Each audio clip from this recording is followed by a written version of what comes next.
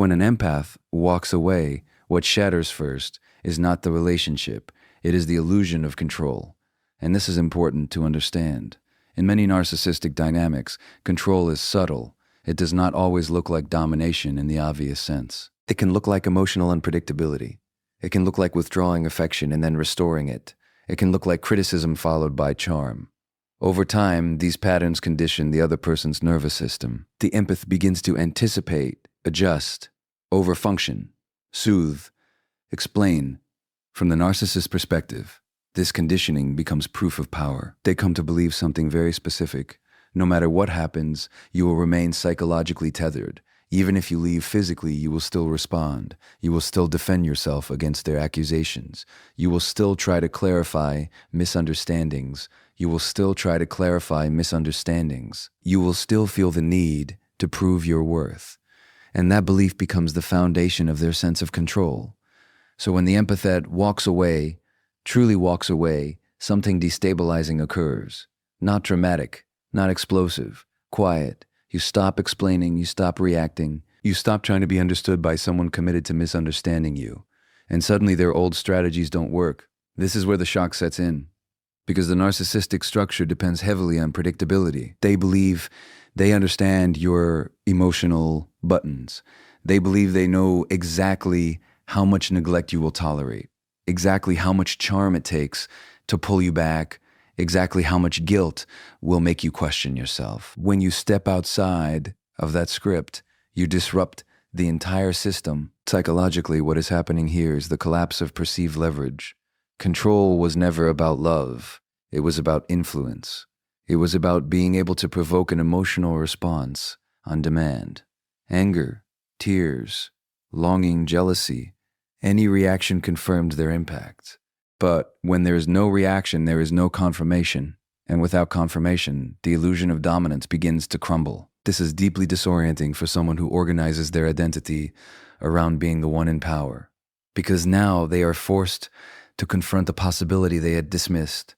You are not dependent on them. In fact, you may never have been as dependent as they assumed. Empaths often stay not because they are weak, but because they are hopeful. They stay because they see potential. They stay because they believe understanding can heal wounds. That hope can be misinterpreted as neediness.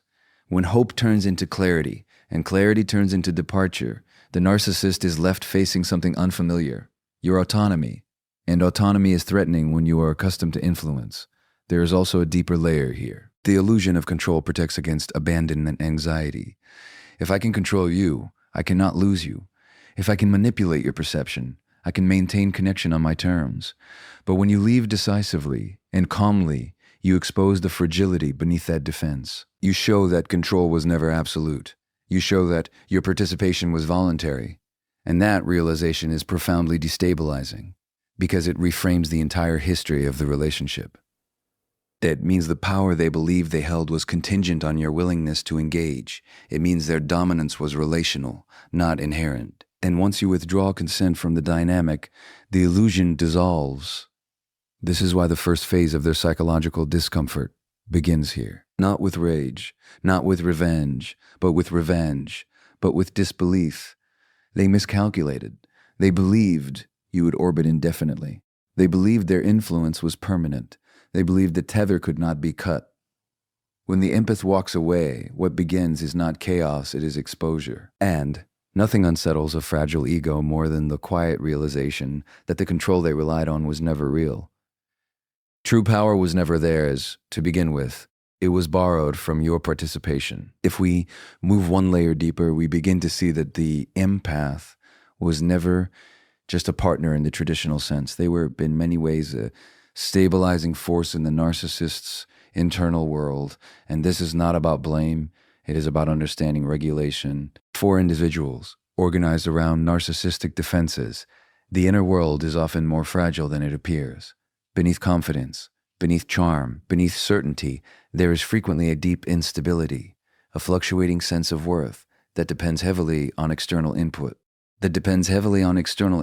Praise soothes it. Attention steadies it. Even conflict, strangely enough, can anchor it. What matters most is emotional engagement. This is what we refer to as supply. Supply is not love. It is not intimacy. It is not mutual vulnerability. It is emotional fuel. It is the reassurance that I exist in your emotional field, that I can move you, that I matter enough to disturb your peace or command your admiration. The empath, by nature, is emotionally responsive. They listen deeply. They react sincerely.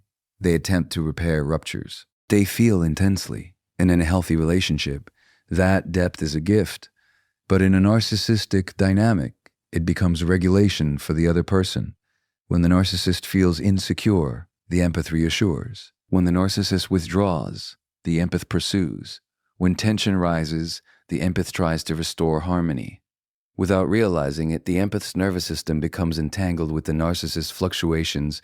Over time, this creates a pattern of external regulation. Instead of developing internal stability, the narcissist relies on your reactions to steady themselves. So when the empath walks away, what disappears is not just companionship, it is a regulatory system. The silence feels louder. The days feel less anchored. The usual emotional cues that once reassured them of their significance are suddenly absent. There is no one to argue with, no one to impress, no one to provoke, no one to calm them after their own volatility. This is where psychological discomfort intensifies, because without supply, they must sit with themselves. And for someone who has long outsourced regulation, that experience can feel like exposure. Anxiety rises. Restlessness increases. There may be impulsive attempts to quickly secure new attention, not necessarily because of love, but because of dysregulation. It is important to understand this clearly. The panic is not always about losing you as a person. It is about losing the emotional feedback loop that kept their internal instability manageable. You were the mirror that reflected back a curated image. You were the emotional barometer that told them who they were on any given day. Without that mirror, the identity feels less certain. This is why, in many cases, you will see frantic attempts to reestablish contact, messages that seem disproportionate, sudden declarations of change, or conversely aggressive blame. These are not random reactions. They are attempts to restore equilibrium. Can I still access you? Can I still provoke you? Do I still matter enough to move you? When there is no response, or when the response is neutral in boundaries, something destabilizing occurs. They are left alone with the very feelings they have spent years avoiding: insecurity, inadequacy, emptiness. And this is not cruelty, it is consequence. For growth to occur, an individual must develop the capacity to regulate themselves internally, to soothe distress without extracting it from others, to tolerate silence without interpreting it as annihilation. When the empath walks away, the narcissist is confronted with this developmental gap. The tragedy is that some will immediately seek new supply rather than sit with discomfort. The psychological hell begins precisely in that moment of absence, when the old regulator is gone and the internal world feels unsteady. You were not just present in their life, you were stabilizing their identity. And when you leave, the instability that was always there becomes impossible to ignore. Because the deepest disturbance is not losing the empath, it is losing the illusion that someone else could hold you together. Now we come to something that appears simple on the surface, but is profoundly destabilizing underneath. Silence. When the empath stops responding, truly stops, it creates a psychological experience that many narcissistic personalities find almost intolerable. And to understand why, we have to appreciate what silence represents in this dynamic. In a healthy relationship, silence can be restful. It can signal safety, comfort, trust. But in a narcissistic structure, silence often feels like erasure, because so much of their sense of self depends on reflection, on being seen, reacted to, responded to. For a long time, even conflict served a purpose. If they criticized you and you defended yourself, that was engagement. If they withdrew and you pursued, that was confirmation. If they provoked jealousy and you reacted, that was proof of emotional relevance. Every reaction said, "You matter enough to move me." When you walk away and your silence is not strategic, but genuine detachment, the mirror disappears. And without the mirror, something unsettling happens. They cannot locate themselves in your emotional field anymore. They cannot measure their impact. They cannot confirm their significance. Silence, in this context, becomes psychological ambiguity, and ambiguity is deeply threatening to someone who relies on external cues to regulate self-worth. It creates questions that have no immediate answers. Are they thinking about me? Do they hate me? Have they replaced me? Have I become irrelevant? Notice that the core anxiety is not always about love. It is about relevance. To feel irrelevant to someone who once revolved around you is destabilizing. It challenges the internal narrative of superiority or indispensability. It suggests that life continues without them, that your emotional world has reorganized. For someone whose identity was reinforced through your reactions, this absence feels like a void, and the human mind does not tolerate voids easily. This is why silence often triggers escalation, attempts to break it, a sudden message, a nostalgic memory sent late at night, or the opposite, a provocative statement designed to elicit anger. Even hostility is preferable to indifference, because hostility confirms existence. Indifference does not. Silence says, whoa. Without words, you no longer have access to my emotional energy. It says, my nervous system is no longer entangled with yours. And that detangling can feel like psychological abandonment to someone who equated control with connection. There is also something humbling about silence. To when you argue, they can position themselves as right or wrong, superior or misunderstood. When you explain, they can reinterpret your words. But when you say nothing, there is nothing to distort. They are left alone with their own thoughts. And if those thoughts are not well integrated, if they are defended against shame, insecurity, or emptiness, then silence amplifies them. It removes distraction. It removes the familiar emotional dance. What makes this especially powerful is that your silence is not punishment. It is peace. It is the natural outcome of clarity. You are not withholding to control. You are disengaging to protect your well-being. To someone accustomed to emotional leverage, that distinction can be hard to grasp because they interpret everything relationally. If you are silent, it must be about me. And in a way, it is, but not in the way they imagine. It is about boundaries. It is about self-regulation.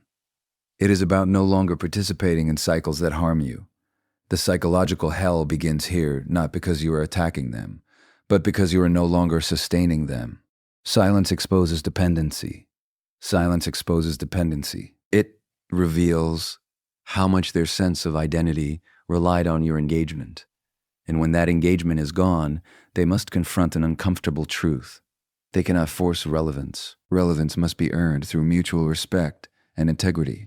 And when silence settles in and does not break, it delivers a message more powerful than any argument ever could. You are no longer the center of my emotional world. Once the initial shock of departure and settles, another layer of psychological disturbance begins to emerge for the narcissist. The injury to their ego, amplified by the empath's clarity and autonomy. This is not just a superficial wounding. It is a fundamental challenge to the structure they have built to protect themselves from self-doubt and vulnerability. To understand why this is so destabilizing, we need to explore how the narcissistic self operates. The narcissist's identity is often a carefully constructed facade, a combination of charm, intelligence, strategic thinking, and the illusion of invulnerability. This persona allows them to navigate relationships and social systems with confidence, masking the deep-seated insecurities that are often at the core of their emotional experience. In the presence of an empath, however, that facade is constantly being held up to scrutiny. Empaths perceive subtleties, they feel unspoken tension, and they sense contradictions that the narcissists themselves may be trying to ignore. Yet, for a long time, the empath may choose understanding over confrontation, hope over judgment. When the empath walks away, it communicates something profoundly destabilizing. You see through me, and you are choosing yourself over my manipulations. That clarity is a mirror that the narcissist cannot easily ignore. It reflects back not just their actions, but the truth that they cannot control or contain you. It punctures the comforting narrative of superiority. The person they counted on to feed their false self has disengaged.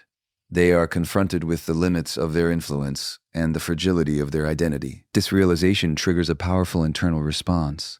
The narcissist may initially oscillate between disbelief rage, and attempts to reassert control. But beneath these reactions is a quieter, more unsettling sensation: existential exposure.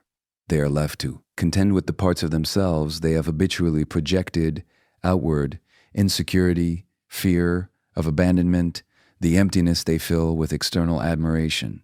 The empath's departure exposes the vulnerability that their defenses were designed to conceal. Moreover, the injury is magnified because it contradicts their habitual experience of relationships. Typically, they can provoke, charm, manipulate, or gaslight to maintain a sense of dominance. But when the empath detaches with clarity and calm, none of these tactics function. The usual levers of control are ineffective. The ego, which depended on predictable responses, now faces a reality in which influence is no longer guaranteed. This moment can be profoundly humbling. The narcissist is forced to confront the fact that the perceived stability of their identity was relationally dependent. Without the empath's participation, without their emotional investment, the entire edifice of superiority and control begins to wobble. The injury is not only to pride, but to the core sense of self that had been reinforced through cycles of manipulation and external validation. And yet there is also an unspoken lesson embedded in this dynamic. The empath's clarity and boundary setting illuminate a truth that the narcissist avoids: authenticity and emotional self-regulation cannot be borrowed. They cannot be extracted through manipulation. They must be cultivated internally. When the empath walks away, the narcissist faces the stark reality of what they have neglected: self-reflection, empathy, and internal integrity. Ultimately, the psychological hell begins here not because the empath attacks, but because their departure exposes what the narcissist has long sought to ignore: their dependence on external validation and the vulnerability hidden beneath their crafted self. Stand in this confrontation lies a subtle, inescapable truth. True power does not lie in controlling others, but in being whole without needing to. The empath's departure leaves behind a mirror that cannot be shattered, a reflection of what the narcissist cannot yet claim for themselves. It is in facing this reflection that the real disruption occurs, and that disruption is both the origin of their shock and the beginning of a profound, if uncomfortable, opportunity for self-confrontation. 'Tis the narcissist struggles to process the empath's departure and the ego injury that follows. Their habitual strategies to restore control often escalate. This is the point where attempts to manipulate, hoover, or provoke reemerge, a frantic effort to reclaim what they have lost.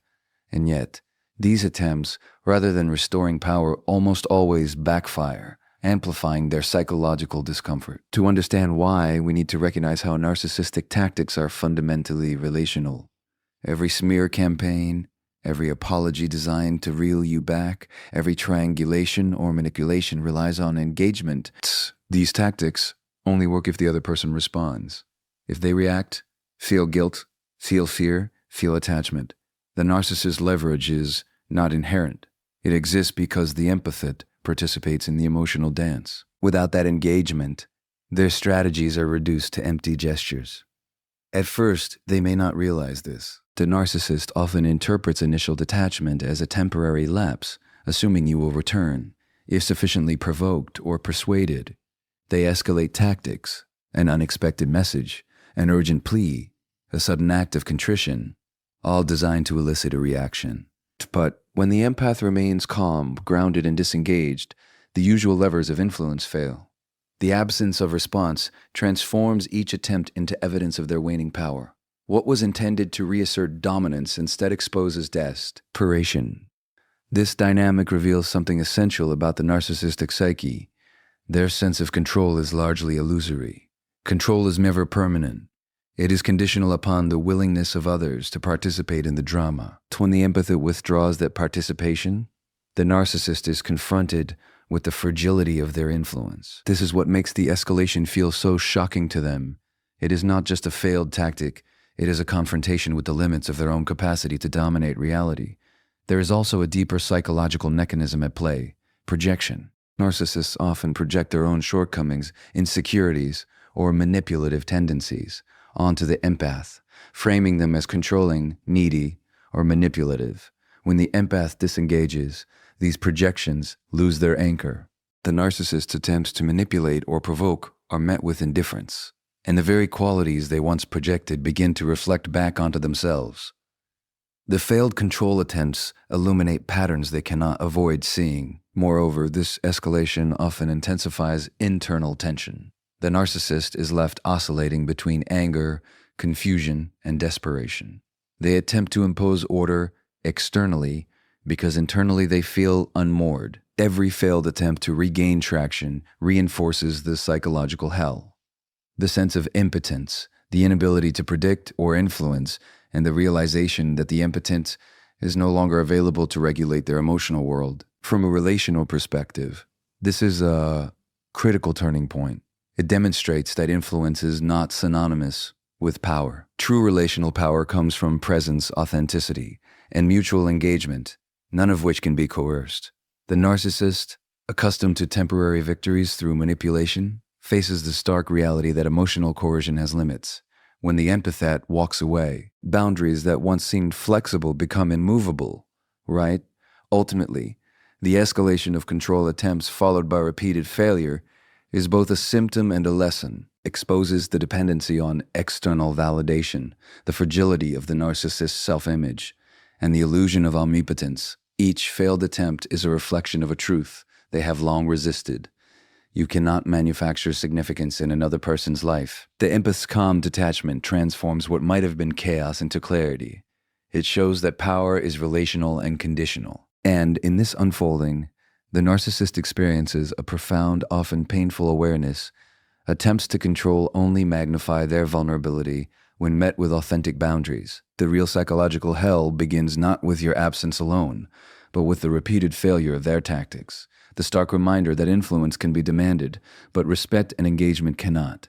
And in that space, the illusion of control finally begins to dissolve. As the narcissist escalates their attempts to regain influence and encounters repeated failure, another, subtler process begins to unfold. The collapse of projection. TIS. This is a concept that requires careful attention because it strikes at the core of how narcissists maintain their fragile sense of self. Projection, in essence, is the mechanism by which they externalize their insecurities, flaws, and destructive patterns onto others. It allows them to avoid confronting the uncomfortable truth of their own vulnerabilities. But when the empath disengages entirely, projection loses its target. To grasp the depth of this, consider what projection achieves under normal circumstances. When a narcissist accuses you of being controlling, needy, or manipulative, it is rarely about your behavior. It is a reflection of the traits they refuse to own within themselves. You become the container for their anxiety, their shame, and their fear of inadequacy. Your reactions, your explanations, your attempts to clarify or appease, all reinforce the projection, allowing them to maintain the illusion that their inner world is ordered and coherent. Once the empath walks away, this dynamic is fundamentally disrupted. The mirror is removed. Your emotional responses, once fertile ground for projection, are no longer available. Suddenly, there is no one to contain the traits they have been disowning. And this is profoundly disorienting because projection is not just a defense mechanism, it is a scaffold for identity.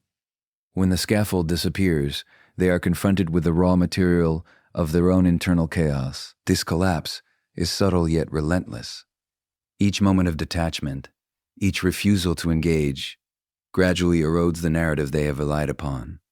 The accusations they once leveled outward now hang in the air, unanswered, and slowly the traits they insisted were yours, impatience, selfishness, instability, begin to reflect more accurately back onto themselves. There is no longer a convenient scapegoat to absorb the discomfort. For a narcissist, this is destabilizing on multiple levels. It forces them to confront the aspects of themselves they have long denied, minimized, or rationalized away. It undermines their sense of moral and emotional superiority, and it strips away the illusion that they can dictate meaning in your life or control your perception of them. This is why the collapse of projection is experienced not just as frustration, but as psychological disorientation, a creeping sense of vulnerability that has no immediate remedy. Moreover, the empath's calm detachment amplifies the effect. It is not aggression that triggers awareness, but neutrality, You are neither attacking nor defending. You simply exist in a space that is independent of their influence. That neutrality is a mirror too, reflecting back the unresolved insecurities they have externalized for so long. And because it is delivered without drama, without engagement, it cannot be countered with manipulation or denial. It simply exists as truth. The impact is cumulative. With every unreciprocated attempt at provocation, with every failed strategy to restore control, the narcissist is forced into a confrontation with self that they have consistently avoided. This is where real psychological hell begins, not in overt conflict, but in the quiet, unrelenting recognition that the framework of their identity, built on projection and external validation, is crumbling. And here lies a paradox. The empath's withdrawal, by refusing to participate in projection, inadvertently becomes a catalyst for the narcissist's potential growth. They are left with no choice but to meet themselves directly, to recognize the truths they have long denied, and to confront the inner chaos they have outsourced. In the absence of your emotional participation, projection collapses. The narrative of blame, superiority, and control dissolves. And what remains is the stark, undeniable reality. Their sense of self was never independent of you, and now it must either reckon with authenticity or flounder in disarray. The empath's departure does not just remove supply, it strips away the very mechanism that allowed the narcissist to avoid themselves. And in that exposure, the quiet but profound psychological reckoning begins. At this stage, in the narcissist's psychological unraveling, something deeper begins to occur. The confrontation with their own helplessness. Up until now, much of the disturbance has been externalized. Failed attempts to manipulate, the collapse of projection, the absence of the empath's engagement. But eventually, the narcissist is forced to face the internal reality they have been avoiding for years. The truth they resist is this: without external supply, they are vulnerable, uncertain, and profoundly unmoored. To a personality structured around control, charm, and strategic influence, this experience is destabilizing to the core. Narcissists are accustomed to leveraging others' emotions to maintain a sense of equilibrium. Their identity is relational. It depends on participation. When that participation ceases, they are left with the raw, unprocessed feelings they have long externalized: anxiety, shame, inadequacy, emptiness. Suddenly, the inner world that was always messy and unstable is impossible to ignore. The internal scaffolding that their behaviors once supported now feels insufficient. Helplessness, in this sense, is more than mere discomfort. It is a profound existential challenge. Without someone else's reactions to anchor them, their internal chaos becomes visible. The illusions that have structured their self-perception, superiority, control, influence, begin to fracture. The narcissist may attempt distraction, aggression, or frantic new strategies to reclaim attention, but each failure reinforces the central realization. External control cannot fill the void of internal instability. What makes this particularly intense is that helplessness is not immediately solvable through the behaviors they know. They cannot charm, manipulate, or provoke their way out of it. The patterns that once worked are now ineffective because the empath's withdrawal is not reactive. It is deliberate and grounded in clarity. And in this space, there is a confrontation with limits. Limits to influence, limits to relevance, limits to influence, limits to identity. The narcissist faces a stark, uncomfortable truth. The world continues without their orchestration, and they are no longer at the center of someone else's emotional universe. This confrontation is also deeply isolating. Narcissistic strategies often depend on creating a web of relationships that validate and sustain the self-image. The empath's departure removes a critical node in that network, and the quiet left behind without manipulations or distractions. The narcissist encounters a reality they have long evaded. Dependency is not strength, and external validation is temporary. In a way, helplessness is the ultimate consequence of the empath's withdrawal. It is the culmination of every failed manipulation, every unreciprocated attempt to provoke, and every projection that has lost its target. It strips away illusion, leaving the narcissist exposed to the raw experience of being human, vulnerable, uncertain, and unanswered. Yet within this confrontation lies a hidden clarity. Helplessness forces recognition. It forces awareness of patterns that have been sustaining dysfunction, confronts the narcissist with the consequences of reliance on others for emotional regulation. And while the experience is profoundly uncomfortable, it is also instructive. Growth, when it occurs, cannot emerge from manipulation. It can only arise from internal reflection and self-regulation. Ultimately, the empath's departure delivers a powerful, inescapable lesson. Influence can be demanded, but self-integration cannot. Helplessness is not a punishment. It is the exposure of truth.